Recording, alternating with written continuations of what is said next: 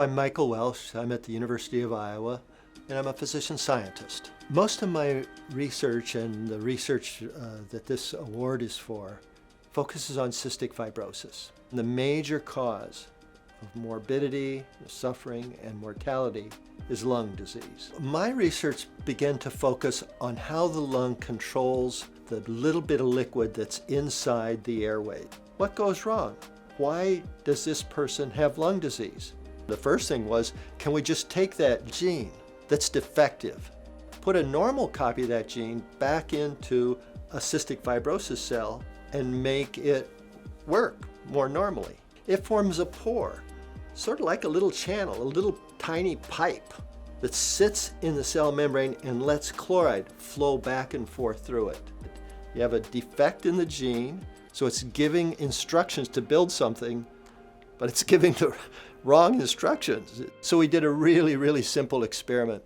We made the cells, but after we made them, we just cooled them down. We just lowered the temperature, and it got to where it was supposed to be, and it opened. We were so excited because if we could do it in the lab, maybe we could do it with the drug. And Paul Negulescu, my co-recipient of this award, they did some fantastic work to develop a drug.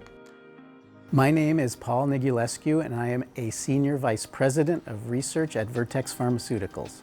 Our work in cystic fibrosis goes back over 25 years, where we've been conducting research to discover small molecules, which are tablets or pills, that a patient could take to restore the function of the defective protein that causes cystic fibrosis.